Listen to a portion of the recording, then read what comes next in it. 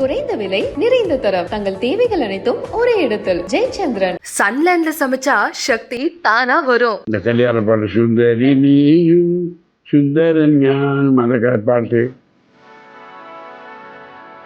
லண்டனில் கல்யாணம், லண்டனில் காமேஸ்வரன் அப்படின்னு ஒரு படம் இருக்குன்னு ஆசைப்பட்டார் கமல் சார். 20 நாள் லண்டன் போகிறோம்னு சொன்னார். சரி சார் அப்படின்னு. அதுக்காக நான் எல்லா படங்களையும் வேண்டாம்னு லண்டன் போகிறேன், கமலோட லண்டன் போகிறேன் அப்படின்னு சொல்லிட்டு இருந்தேன். அவள் உயிரோடு இருக்கும்போது அருமையெல்லாம் தெரியாமல் போச்சுமே. அவள் செத்ததுக்கப்புறம் அவள் அருமை தெரியுது. ஆனால் அவள் இல்லை இப்போ. எனக்கு இன்னும் ஒன்று ஆக்சிடென்ட் எவன் இல்லை. ரொம்ப அவார்டு கொடுத்தாரு. எம்ஜிஆர் பார்த்துட்டு சும்மா கொடுப்பாரா யார் இந்த பையனு கேட்டு அவரே எனக்கு அவார்டு கொடுத்தாருன்னா பாருங்கள். பொள்ளாச்சி போகிற அன்னைக்கு ஃபோன் பண்ணுறேன். அப்போவும் பேசிகிட்டு இருந்தார். பொள்ளாச்சி போயிட்டு வந்த ஆள் 2 நாள் ஃபோன் பண்ணேன், எடுக்கவே இல்லை. போனேன் என்ன எடுக்கலேன்னு பார்ப்போம். 3ஆம் நாள் இந்த நியூஸ் காலம்பரி என் பையன் சொல்லும்போது நான் எந்த நடிகர் இறந்ததுக்கு இப்படி அழுததில்லை. அன்றைக்கி விரும்பி அழுதேன். யாரோ இன்டர்வியூ பண்ண வந்தாங்க. எனக்கு இன்டர்வியூவே பேசவே முடியல. நான் சொன்னேன் ப்ளீஸ் ஸ்டாப் இட். இப்போ கேபி சார் அப்படின்னு சொல்லும்போது நாங்கெல்லாம் எங்களுக்குலாம் அவரை பெருசா பாக்குறது கூட கொடுத்து வைக்கல. ஆனா நாங்க வந்து அவருடைய படங்கள் மூலமா அவர் இன்னும் வாழ்ந்துட்டு தான் இருக்காரு. உங்களுக்கு அந்த மாதிரி மனசுக்கு நெருக்கமா இருக்கிற டைரக்டர்ஸ் இல்லை உங்க கூட நடிச்ச சக நடிகர்கள் அவங்க வந்து இறந்து போகும்போதோ அவங்களோட நினைவுகள் வந்து உங்க மனசுல பத்திரமா இருந்தாலும் இனிமே அவங்க இல்லை அப்படின்ற ஒரு விஷயம் எப்படி சார் உங்களுக்கு இருக்கிறது? பாலச்சந்திரே நான் வந்து அவர் இறந்து போகிறதுக்கு ஒரு 10-15 நாளைக்கு முன்னாடி பார்த்தேன். சும்மா வீட்டுக்கு போயிருந்தேன், பேசிகிட்டு இருந்தேன். எங்களா வந்தேன்னது ஒன்றும் இல்லை சார், உங்களை பார்க்கணும்னு வந்தேன். அப்போவே கையெல்லாம் நிலைங்க ஆரம்பிச்சிடுது. கல்யாணங்களுக்கு வந்தால் மோகன் கையை பிடிச்சிப்பான். இவர் நிலையிலேருந்து தான் வருவார். ஏய் கணேஷ் வாடா, உன்னை பார்த்தாலே சந்தோஷமாக இருக்கலாம் அப்படிம்பாரு. அப்புறம் பக்கத்தில் உட்காருவேன். கல்யாணம் முடிஞ்சிட்டு அந்த வீட்டில் பந்தியில் உட்காந்து சாப்பிடாம போகவே மாட்டார். யாராக இருந்தாலும் சரி சாப்பிட்டுட்டு அப்படியே வண்டியில் ஏறி போயிடுவார். அப்போ நான் உட்காந்து நிறைய விஷயம் பேசிகிட்டு இருந்தேன். எப்படியோ கடவுள் வந்து உங்கள் மூலமாக என்னை அறிமுகப்படுத்திட்டார் சினிமாவுக்கு. அது எனக்கு பெரிய பேரும் புகழையும் கொடுத்துரு சார். இல்லைன்னா இந்த மரியாதை எனக்கு கிடைச்சிருக்காது. உங்களுக்கு கூட முடியல சார். இனிமேல் நீங்கள் இந்த ஆடியோ ரிலீஸு கல்யாணம் இங்கெல்லாம் போகாதீங்க. அவங்க கல்யாணம் பண்ணிவிட்டு மாப்பிள்ளைக்கு முன்னே உங்கள் வீட்டுக்கு வந்து ஆசீர்வாதம் வாங்கட்டும். ஆடியோ ரிலீஸ் பண்ணுறோம் உங்கள் வீட்டுக்கு வந்து ஆடியோ ரிலீஸ் பண்ணட்டும். பட் யூ டோன்ட் கோ தேர். நீங்கள் நிலைக்கு நின்று நடக்கிறத பார்த்தா எனக்கு ஒரு மாதிரியாக இருக்கு சார் அப்படின்னு. பார்ப்போம் அப்படின்னாரு. அப்புறம் நான் போயிட்டு வரேன் சார். ரொம்ப நேரம் பேசிகிட்டு இருந்தோம். பல விஷயங்கள் பேசணும். பேசி முடிச்சுட்டு நான் வரேன் சார் அப்படின்னேன். எழுந்திருந்தார். நான் நமஸ்காரம் பண்ணுறேன்னு. இது அவளையும் சேர்த்து பண்ணு அம்மா. எனக்கு ஒய்ஃபை கூப்பிட்டாரு. அவள் வந்தா. நமஸ்காரம் பண்ணுறேன்னா பக்கத்தில் நின்னாங்க. நமஸ்காரம் பண்ணேன். நமஸ்காரம் பண்ணிட்டு எழுந்திருக்கிறேன். அவர் கண்ணில் தண்ணி நல்ல குளம் மாதிரி இருக்கு. அப்படியே என் கையை கட்டியே பிடிச்சிட்டார், விடலை.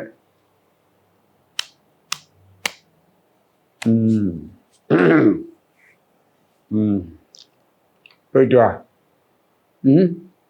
அப்படின்னா சரி சார்னு. அதுக்கப்புறம் நான் அவரை இறந்ததுக்கப்புறம் தான் பார்த்தேன். அன்றைக்கி எனக்கு ஹை ஃபீவர். என்னால் அங்கே உட்கார முடியல, காட்டுக்கு போக முடியல.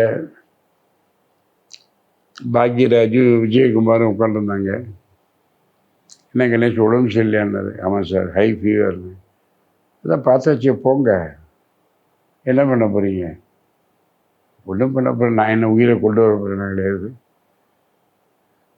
பரப்பிடுங்க, அங்கே பார்த்துக்கிறோம் அப்படின்னா நான் வீட்டுக்கு வந்துட்டேன். அப்புறம் அங்கெல்லாம் போகல. அதே மாதிரி சமீபத்தில் இப்போ இந்த மனோபாலாவுடைய இறப்பு எனக்கு ரொம்ப ஷாக் ஆகிடுது. மயில்சாமி போனார், டிபி கஜேந்திரன் போனார். அவங்கெல்லாம் என் ஃப்ரெண்டு தான் இல்லைங்களே. ஆனால் மனோபாலா ரொம்ப க்ளோஸ் எனக்கு. அன்றைக்கி இறந்து போகிறதுக்கு ஒரு வாரத்துக்கு முன்னாடி கூட அவங்கள்ட்ட பேசிகிட்டு இருந்தேன். அதுதான் எனக்கு இந்த சுந்தர்சி படத்தில் நடிக்கிறேன், ஒத்தப்பாலம் போகிறேன், நானும் வரேன், நானும் இருக்கேன் அதில். அப்படியா? எனக்கு சாப்பாடு வந்து டாக்டர் உப்பு போடாமல் சாப்பிடுங்கிறாரு, அங்கே யார் உப்பு இல்லாமல் சாப்பாடு தருவாங்க அப்படின்னு. நீ ஒன்றும் கவலைப்படாத கணேஷ், நான் என் சமயக்காரனோட தான் வரேன், உனக்கு எந்த மாதிரி பிடிக்கும்னு சொல்லி நான் பண்ணித்தரேன். அப்படியா? தெய்வமே ரொம்ப சந்தோஷம்ப்பா, வா பார்க்கலாம். டெல்லி அண்ணான் தான் கூப்பிடுவார், டெல்லின்னு கூட கூப்பிட முடியாது என்ன. ஏன்னா மயிலாப்பூரில் அவருக்கு பழங்கள்லாம் இல்லாமல் ஒன்றும் இல்லாமல் இருக்கிற காலத்துக்கு தான் நாங்கள் ஃப்ரெண்ட்ஸு. எங்கள் வீட்டுக்கு வந்து சாப்பிட்டு போவார். அப்புறம் நான் பொள்ளாச்சிக்கு புறப்படுற அன்றைக்கி நான் ஃபோன் பண்ணேன், நான் இன்றைக்கி புறப்படுறேன்டா ஒத்தப்பாலம், நீ எப்போ வர அப்படின்னு. கணேஷ் தான் உடம்பு சரியில்லை எனக்கு, இன்றைக்கி தான் டிஸ்சார்ஜ் ஆகி வீட்டுக்கு வந்தேன். இல்லையா என்னாச்சு? என்னமோ தெரியல, என்ன சொல்கிறாங்கன்னு ஒன்றும் புரியல. இப்போ எப்படி வீட்டில் இருக்கே? ஆமாம் வீட்டில் தான், பெட்ஷீட்டன். என்னால் நடிக்க முடியாது, நான் சுந்தர்சிக்கு ஒரு லெட்டர் போட்டேன், என்னால் நடிக்க முடியாது, நீங்கள் வேறு யாரையா போட்டுருக்குங்க அப்படின்னு. சாரி கணேஷ், என்னால் சாப்பாட்டுக்காக சாரி சொல்லாத, உனக்கு உடம்பு சரியில்லை, நான் I feel very sorry for that, ஒன்றும் ஆகாதுடா, நீ குணமாயிடுவேன் அப்படின்னு. நான் பொள்ளாச்சி போகிற அன்றைக்கி ஃபோன் பண்ணுறேன், அப்போவும் பேசிகிட்டு இருந்தார். பொள்ளாச்சி போயிட்டு வந்த ஆள் 2 நாள் ஃபோன் பண்ணேன், எடுக்கவே இல்லை. போனேன், என்ன எடுக்கலேன்னு பார்க்கவும் 3ஆம் நாள் இந்த நியூஸ் காலம்பரை என் பையன் சொல்லும்போது, நான் எந்த நடிகர் இறந்ததுக்கு இப்படி அழுததில்லை. அன்றைக்கி விம்மியுமே அழுதேன். யாரோ இன்டர்வியூ பண்ண வந்தாங்க, எனக்கு இன்டர்வியூவே பேசவே முடியல. நான் சொன்னேன், ப்ளீஸ் ஸ்டாப் இட், போகிறோம் அப்படின்ட்டேன். அப்புறம் அங்கே வீட்டுக்கு போயிருந்தேன், ஒய்ஃபை பார்த்தேன், பையனை பார்த்தேன். 2 நாள் ஃபோன் பண்ண, அவர் ஃபோனே எடுக்கலையேம்மான்னு. இல்லை சார், ஒரு வாரமாகவே ஒரு ஃபோன் எடுக்கிறது இல்லை, யார் ஃபோன் பண்ணலாம் சரி எடுத்து பேச முடியல அவரால் அப்படின்னாங்க. அந்த மாதிரி மரணங்கிறது நிரந்தரம், நோபடி கேன் எஸ்கேப். பட் சில மரணங்கள் ரொம்ப தாக்கத்தை உண்டாக்கும், அதில் இதை மாதிரி எல்லாம். ஆமாம். இப்போ நீங்க சொன்னீங்க, நான் எனக்காக கூட கேட்டதில்லை, என்னோட பையனுக்காக தான் நான் வந்து நிறைய போய் கேட்டிருக்கேன்.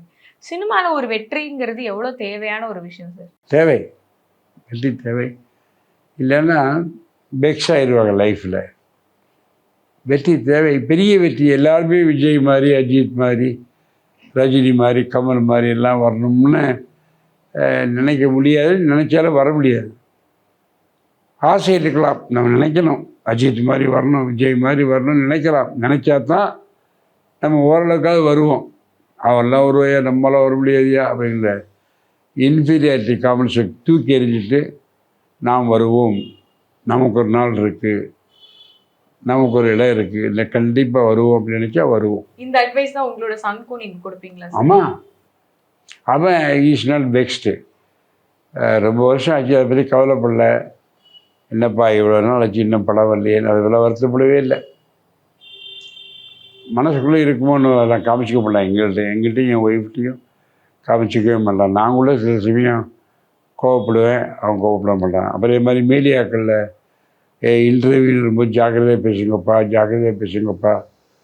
ஏன்னா இப்போ உள்ள மீடியாக்கள்லாம் நீங்கள் என்ன பேசுங்களோ அதை திருச்சி போட்டுடுறாங்க. அப்புறம் உங்களுக்கு எல்லோரும் ஃபோன் பண்ணி ஏதாவது சொல்லுவாங்க, அதனால் என் பேரும் கெட்டு போகும் அப்படின்னு வார்ன் பண்ணி என்னை ஒழுங்காக பேச வச்சதே அவன் தான். இப்போ நான் வந்து அந்த மாதிரி கான்ட்ரவர்ஷியல் கொஸ்டின்ஸ் வந்தால் no answer please, no comments, இதுக்கு நான் என்ன சொல்ல முடியும், வேறு ஏதாவது கேள்வி கேளுங்கன்னு போயிடுவேன், அவ்வளோதான். அண்ட் இந்த கான்வர்சேஷன் அமைஞ்சதுக்கும் ரொம்ப ரொம்ப சந்தோஷம். உங்களுடைய நேரத்துக்கு ரொம்ப ரொம்ப நன்றி sir. Thank you sir, thank you so much. Thank you. முதல்ல சிந்து பைரவி, அந்த ஒரு அதுவும் வந்து ஒரு ஒன் ஆஃப் த ஐகானிக்கான ரோல். அண்ட் கேபி சாருடைய டைரக்ஷன். அந்த கேரக்டருக்கு முதல்ல பாலச்சந்திரன் என்ன கூப்பிடல, ஒரு நெஜ மிருதங்க உத்வானியே போடுவோம், நல்லா இருக்கும் அப்படின்னு சொல்லி டிவி கோபாலகிருஷ்ணன் பெரிய மிருதங்க உத்வான். அப்போது இந்த படம் எடுக்கிற காலத்து வெரி யங், நல்ல இவ்வளோ முடி, நல்ல நீள மூக்கு, காதில் கழுக்கல், பார்க்க அழகாக ஹேண்ட்ஸம் பர்சனாலிட்டி அவர் டிவி கோபாலகிருஷ்ணன். இப்போ அவருக்கு 85 வயசு ஆகுது, 85 நாவும். அவரை தான் கூப்பிட்ருக்காரு இந்த என்னுடைய ரோலை பண்ணுறதுக்கு.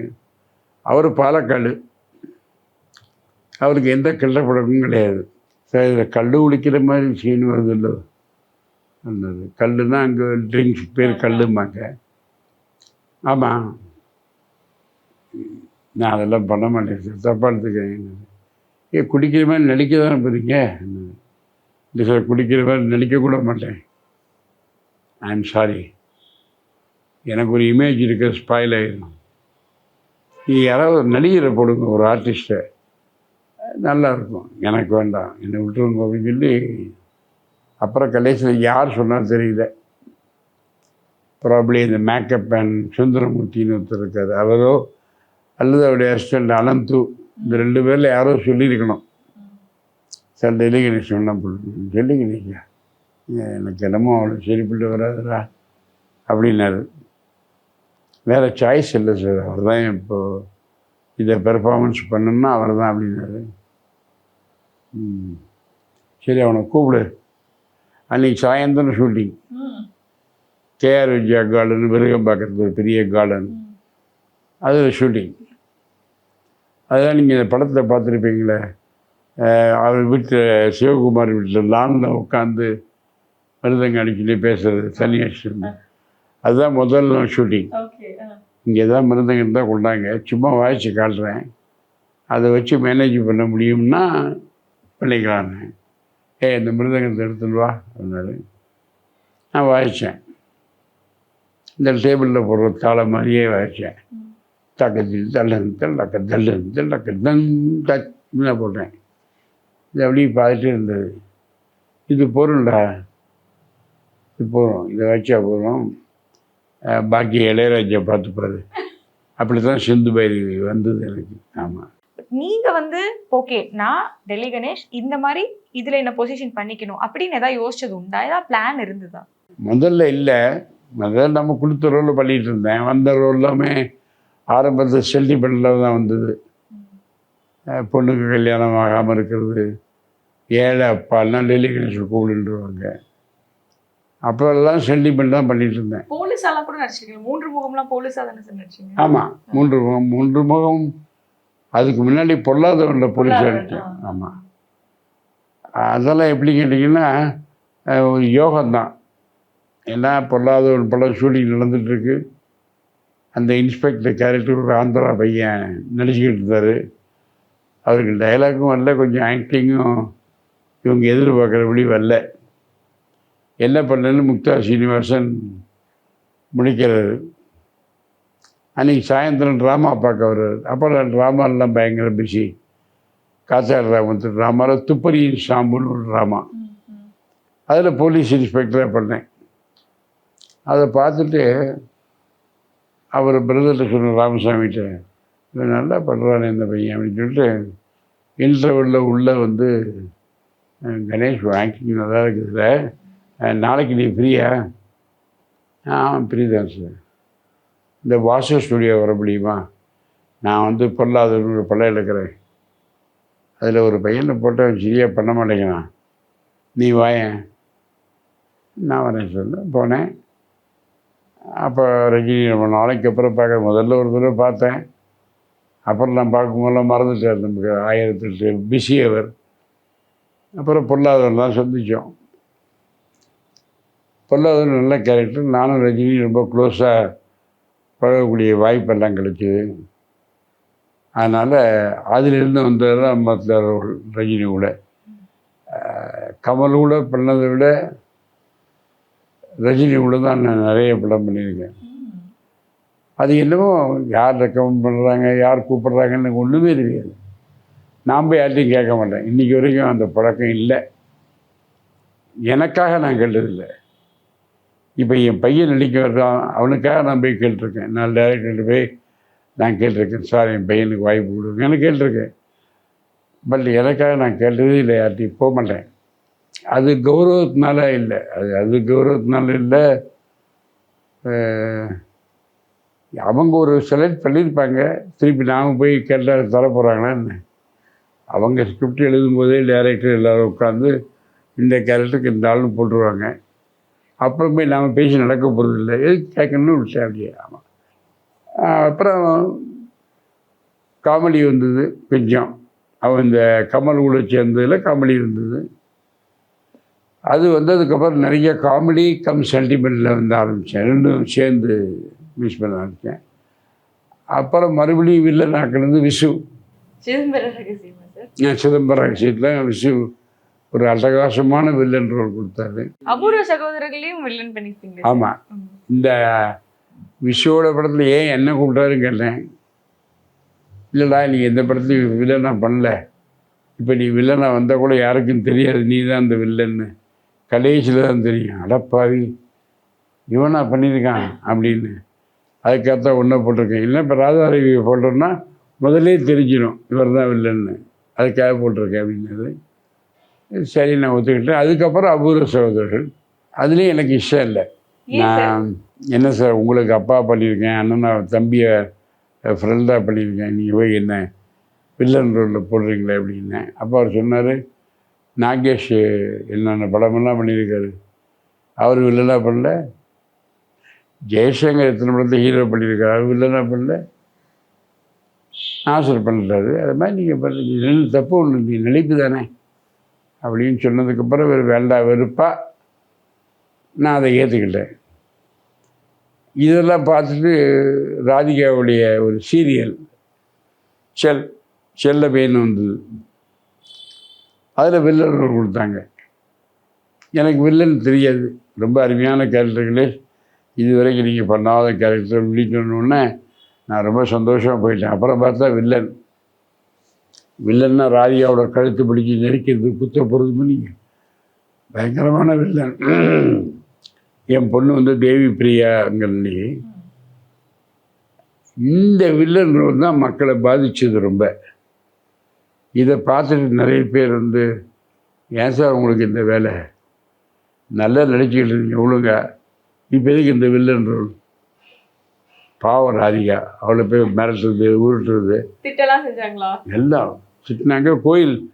திருப்பதி கோயிலுக்கு போயிருந்தேன், அங்கே பூஜை பண்ணுற ஒரு ஐயங்கார், ஏன்னா செல்லமையை பார்த்தேன், வேணுமா உங்களுக்கு இந்த ரோல்லாம், என்னென்ன அது நீங்கள் பண்ணால் இங்கே ப்ளீஸ் அப்படின்ட்டார் அவர். துக்ளக் பத்திரிகை இருந்தார், டெல்லி கணேஷுக்கு இந்த ரோல் தேவையா அப்படின்னு. எனக்கு போதும் ஆயிடுச்சு. இந்த சீரியலோட வில்லனை நிறுத்திட்டேன். அதுக்கப்புறம் படங்களோ சீரியலோ எது வந்தாலும் சரி, வில்லன்னா நான் பண்ணுறது இல்லை, வேண்டாம் அப்படி சொல்லிடுறேன். ஆமாம். நம்ம இப்போ அபூர்வ சகோதரர்கள் வந்து நீங்க சொன்னீங்க அந்த மாதிரி எனக்கு பெருசா இன்ட்ரெஸ்ட் இல்லை அப்படின்னு. பிரான்சிஸ் அன்பரசுங்கிற கேரக்டர், அதுவும் அவர் ஃப்ளாஷ்பேக்கில் அவரை தள்ளிக்குள்ளேருந்து வெளியில் வந்து பின்பக்கமாக கத்தி வச்சு குத்துறது, இதெல்லாம் எனக்கே பிடிக்கல. நான் சொன்னேன் கமல்கிட்ட, ஏன் சார் எனக்கு இந்த ரோல்லாம் தெரியுங்க, நாசரை வச்சு குத்த சொல்லுங்க அப்படின்னு. அவர் சொன்னார், நாசர் தான் பண்ணுறது வந்து நீங்கள் இல்லை, அவர் ஏதோ ஷூட்டிங் போய் காலை ஒடிச்சிட்டு வந்திருக்காரு, காலில் பேண்டேஜ் போட்டிருக்காரு, அதோட தறிக்குள்ளே இறங்க முடியாது, அதனால் நீங்கள் பண்ணுங்க, ஒன்றும் தப்பு இல்லை அப்படின்னாரு.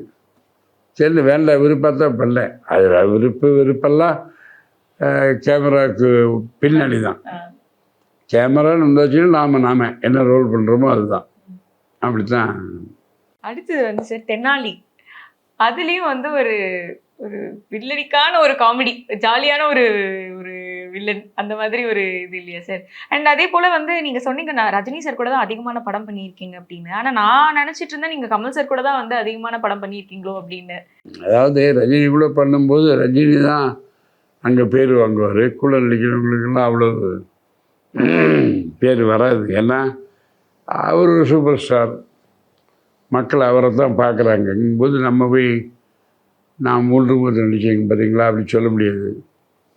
ஆனால் கமல் கூட நடிக்கும்போது அவர் வேறு, அவர் இந்த கேரக்டருக்கு இவர் தான் வேணும்னு அவரே ஃபிக்ஸ் பண்ணுவார்.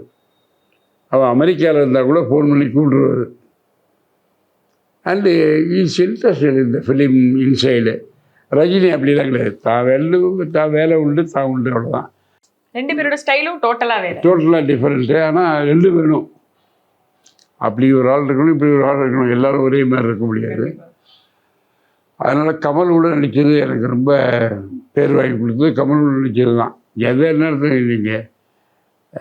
பாலக்காட்டு மணியர். ஆமாம், பாலக்காட்டு மணியெல்லாம் அப்பா பயங்கரமான அவ்வை சண்முகி அதை விட பேர் வாங்கி கொடுத்தது எல்லாம் அவருடைய. அப்புறம் அவ்வை சண்முகி பிடிச்சி பாலக்காட்டு மணியர் வந்ததுக்கப்புறம் அந்த 4 கேரக்டரில் காமேஸ்வரன் கேரக்டர் தான் நின்றுது. இந்த கல்யாண பாட்டு சுந்தரி நீயும் சுந்தரன் ஞானும் அந்த பாட்டு. ஏய் திருப்பு நடிப்பா. ஆமாம், என் பேர் உன் பேரும் திருப்பு அப்படிங்கிறது பாலக்காடு. இதெல்லாம் வரும்போது அவர் என்ன பண்ணல, இந்த இதை அப்படியே படம் முடிஞ்சு நல்லா போச்சு. லண்டனில் கல்யாணராமன், லண்டனில் காமேஸ்வரன் அப்படின்னு ஒரு படம் எடுக்கணும்னு ஆசைப்பட்டார் கமல் சார். அவரும் நான் பிள்ளை 2 பேருமா போய் லண்டனில் போய் ஒரு கலக்கிற மாதிரி காமெடி எல்லாம் எழுதியாச்சு. ஸ்டேட்மெண்ட்லாம் எழுதி போகிறதுக்கு டேட்டெலாம் வாங்கிட்டாங்க. 20 நாள் லண்டன் போகிறவங்க சொன்னார். சரி சார் அப்படின்னு. அதுக்காக நான் எல்லா படங்களையும் வேண்டாம்னு லண்டன் போகிறேன், கமலோட லண்டன் போகிறேன் அப்படின்னு சொல்லிட்டு இருந்தேன். அது ஏதாவது ஞாபகம் இருக்கா சார்? ஏதாவது ஒரு பெரிய படம் ஏதாவது மிஸ் பண்ண ஞாபகம்? மிஸ் பண்ணல, எல்லாமே இந்த ஒன்று தான் மிஸ் பண்ணேன்னு சொல்லலாம். அது மிஸ் பண்ணதுக்கு காரணம் அவர் அது ப்ராஜெக்டில் ட்ராப் பண்ணிட்டார் வேண்டான்னு.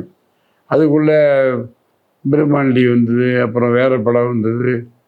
அதில் பிஸி ஆனதுனால இதை அப்படியே தள்ளி போட்டு நாளாகிடுது. இனிமேல் அதை எடுக்க வேண்டாமான்னு சொல்லி தான் மௌடி டைரக்ஷனில் மாதவன் நடிச்சு நலதமயந்தி வந்தது. அந்த சப்ஜெக்டோட ஒரு அங்கம் தான் அது. ஆமாம் ஆமாம். எந்த ஒரு படத்துல வந்து உங்களுக்கு ரொம்ப நெகிழ்ச்சியா இருந்து நீங்க கேமராலாம் மறந்து பயங்கரமா பெர்ஃபார்ம் பண்ணி அழுது அந்த ஒரு ஏதாவது ஒரு பெர்ஃபார்மன்ஸ்? அது பசி தான்.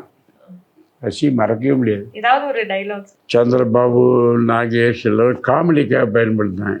என்னம்மா கண்ணு என்ன சொல்லிக்கிறேன் அப்படி எல்லாம் பண்ணாங்க. நான் அதுலேயும் சென்டிமெண்ட்டை கொண்டு வந்தேன். முனியம்மா என் ஒய்ஃப் இறந்து போயிடுவா. அதுக்கு முன்னாடி நான் வண்டி எடுத்துன்னு கிளம்புவேன். எங்கே போகிறேன் நீ அனுப்ப ஒய்ஃபு உடம்பு செல்ல இங்கே கடை தினைக்கும் பண்ணும் பொறையும் தின்னு நாக்கு செத்து பிடிச்சுமே, ஏன்னாச்சும் காரமாக சாப்பிடணும் போல இருக்குது. நான் உழைச்சா தான் எனக்கு பைசா கிடைக்கும். நான் வரேன். நீ எங்கேயும் போக வேண்டாம், நான் போய் வாங்கிக்கிறேன் அப்படி என் பொண்ணு போவா. போய் சிக்கன் நல்ல சூடாக சிக்கன் பிரியாணி வாங்கி அப்படியுமே அவள் வாங்கிட்டு வருவாள். இடையில் அவள் லைஃப்பில் சில மாற்றங்கள் ஏற்படும். லாரிக்காரன் கெடுத்துருவான் அவளை. அதெல்லாம் பற்றி அப்பனுக்கு எனக்கு கவலையே கிடையாது. அதுதான் அந்த அப்பன் கேரக்டர். சிக்கன் வாங்கிட்டோன்னா குழந்தை எல்லாருக்கும் எல்லாம் வீட்டுக்குள்ளே போகும். நானும் வீட்டுக்குள்ளே போய் உட்காருவேன். சிக்கனை கொடுப்பா, சாப்பிடு. அதுக்குள்ளே அம்மாவுக்கு தெரிஞ்சிடும், யாரோ லாரிக்காரன் ஒன்று இறக்கி விட்டுறாங்க வெளியே. யார் ஆதாயம் இல்லாமல் யாரும் எதுவும் கொடுக்க மாட்டாங்க. ஏதாவது தப்பத்தில் நினச்சாமே சொல்லுமில்ல, தப்பத்தில் ஏதாவது நடந்துச்சா அப்படின்னோடனே சோபா ஒரு ஆக்ஷனுக்கு 1000 அர்த்தங்கள். ஆமாம் நடந்ததுங்கிறா. நான் அதை பார்க்கவே டபாடிச்சுக்கே அப்படின்ட்டுங்க. யோ உன் பொண்ணு மானத்தை அடமானம் வச்சுட்டு சிக்கன் வாங்கி வந்துக்கிறா. அத்தை போய் வைக்கம்லாம் வச்சுருக்கிறேன். என்ன நீ ஒரு ராமாயணம் கவனுங்கள என்ன நடந்து போச்சு ஊரில் உலகத்தில் நடக்காது நடந்துச்சு. நம்ம படித்தான ஆண்டவன் அவங்கள முதல்ல பசியத்தாகவும் படிச்சிருக்கான். அப்புறம் தான் மானம் மறுவாதை எல்லாம். ராத்திரி வண்டியில் ஏறி குந்து வசதிக்கிற பொம்பளை எல்லாம் எப்படி கொய்த்து போயிடலான்னு நான் காட்டுறேன். இவன் தப்பு பண்ணியிருக்கா, வசதி இல்லாமல் தானே பண்ணிக்கிறா. உள்ளிய சும்மா குவினகிய யோ இந்த மாதிரி வாழ்கிறதுக்கு தண்டவாளத்தை தலையை விட்டு சாகலையா போ அப்படின்ட்டுருவேன். அதாவது அப்பனுக்கு எதையும் பற்றி கவலை இல்லை. அவங்க ஆனால் நல்ல பிலாசபி. நல்லா கிளம்புற பார்ப்பேன். முடியுமா முடியுமா முடியுமா அப்படிம்பேன். யோ முடியா உன் பொஞ்சாதியை தண்டு வந்து தலையை விட்டு செத்து போயிட்டாயா அப்படிப்பா. அப்படி பார்ப்பேன். டெலக்டர் டெலக்டர் டெலக்டர் டெலக்டர் லைல் போகும், இன்டர்வெல் வரும். அது முடிஞ்சதுக்கப்புறம் நான் பிரவீனாவை சைக்கிள் ரிக்ஷாலே கூட்டிட்டு கஸ்டமர், எனக்கு ரெகுலர் கஸ்டமர். அது வீட்டு வாசலில் உட்காந்துருப்பேன், அவளும் உட்காந்துருப்பேன், நான் கீழே உட்காந்துருப்பேன். அந்த உட்காந்துருக்கிற ஸ்டைலே தனியாக இருக்கும். அவன் பள்ளியில் உட்காந்துருப்பா, நான் தலையில் உட்காந்துருப்பேன். அவள் உயிரோடு இருக்கும்போது அவள் அருமையில் தெரியாமல் போச்சுமே. அவள் செத்ததுக்கப்புறம் அவள் அருமை தெரியுது. ஆனால் அவள் இல்லை இப்போ. எனக்கு என்ன ஒன்று ஆச்சுன்னா என்ன அப்படிங்கும்போது எல்லா இடத்துலையும் நாங்கள் தேட்டரில். ஸோ அந்த பாஷையை சென்டிமெண்ட்டாக பேசினேன் பசியில். அது ரொம்ப எல்லோரும் விரும்பினாங்க. ரொம்ப அவார்டு கொடுத்தாரு. எம்ஜிஆர் பார்த்துட்டு சும்மா கொடுப்பாரா, யார் இந்த பையன்னு கேட்டு அவரே எனக்கு அவார்டு கொடுத்தாருலாம் பாருங்களேன்.